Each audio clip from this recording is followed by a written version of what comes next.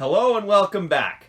This is Metal Rocker 86, back at it again with another review. This week, it's time to look at the Foo Fighters and the album, There Is Nothing Left to Lose, and I will dedicate it to the memory of their late drummer, Taylor Hawkins. The Foo Fighters are an American rock band that started out in 1994 in Seattle, Washington. They were brought together by the former drummer of Nirvana, Dave Grohl, who started out as a solo act after Nirvana dismantled following the passing of Kurt Cobain. Grohl recruited others to join his band, and they became the Foo Fighters. Their genres include alternative rock, post-grunge, hard rock, grunge, and pop rock. They have gone through a few different band members and released 11 studio albums to date. There Is Nothing Left to Lose is one of them. On to the album. There Is Nothing Left to Lose is the third studio album released by the Foo Fighters, and it was released on November 2nd of 1999.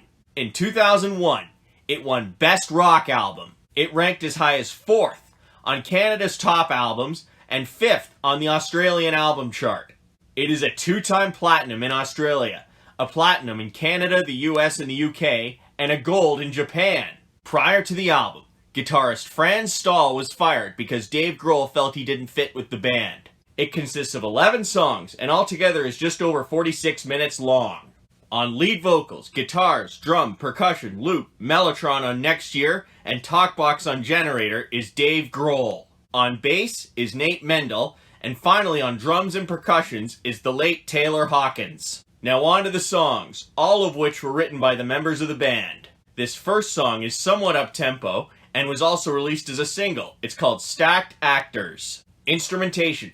The main focus in this one is on the guitars with some background drums. During the intro, things are very hard.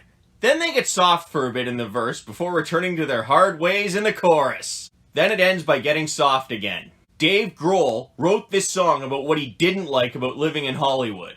He doesn't like that there are things that are fake about Hollywood. This was a great song to start the album with. The tempo speeds up a little here, and this one was also released as a single. It's called Breakout. Instrumentation.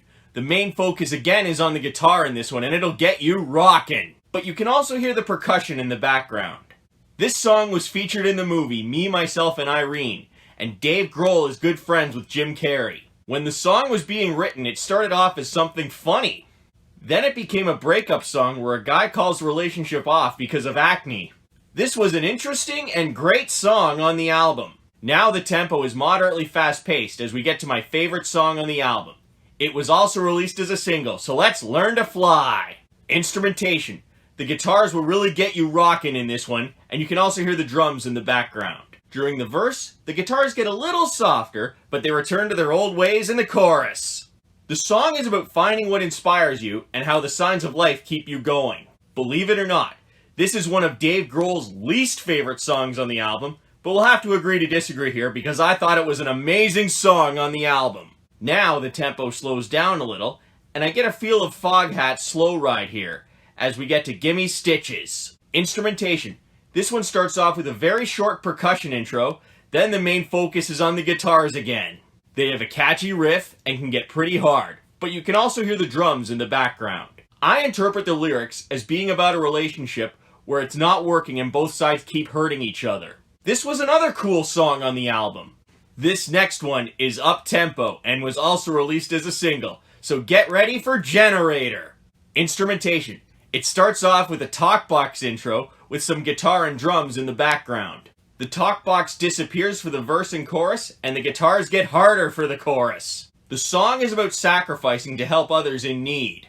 This was another cool song on the album. Now the tempo slows down as we get to Aurora. Instrumentation. The main focus is on the guitars in this one, and they are somewhat soothing. You can also hear the drums in the background, and things get a bit harder in the chorus. Dave Grohl was inspired to write this song by his favorite street when he was living in Seattle, Aurora Avenue, and he lived near it. This was another good song on the album. Now the tempo speeds up as we get to Live in Skin. Instrumentation. The main focus again is on the guitars, and they are somewhat hard and loud. You can also hear the percussion in the background. The band had already finished recording the album, and Dave Grohl came up with this song on the spot, so they decided to record it. The main theme in this song is being yourself no matter how different you may be. This was another good song on the album. Now the tempo slows down, and this one was also released as a single. It's called Next Year. Instrumentation. The guitars in this one are soothing, but loud, and you can also hear the drums in the background. There is a part where you think the song ends, but it continues on. The song was used as the theme song for the first season of an NBC show called Ed, which is about a lawyer who purchases a bowling alley. From what I can see, the song is about someone who's going out on a long journey and they will be back the next year. This was another good song on the album. Now the tempo speeds up a bit as we get to Headwires. Instrumentation. The guitars in this one are very catchy and you can hear the drums equally here.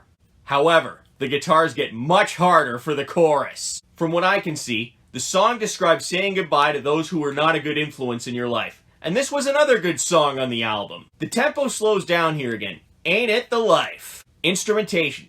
The main focus is on the guitars here and they are very soothing, but you can hear the drums and percussion in the background. The song was inspired when Dave Grohl did not like living in LA and he decided to move to Virginia to write the album with the other band members. This was another good song on the album. The tempo is also slower here in MIA. Instrumentation. The guitars again are very soothing in this one, and the drums don't come until the 30-second mark, and the guitars get much harder in the chorus. From what I can see, the song is about a guy who gets tired of his current lifestyle, so he goes off somewhere else to do something else. This was a great song to end the album with, and it ends on a bang. So what did I like about this album? I really enjoyed listening to this one. The songs were all very well written, they were in the right order, the instrumentation sounded really good, and what blew me away was the vocals with how they were able to change between hard and soft. There is nothing I would change about this album. To conclude this, I will say go listen to There Is Nothing Left to Lose. I know you will enjoy it. Well, that's the end of this review. If you liked it, please give it a thumbs up down below, and don't forget to subscribe and share. Until next time, rock on!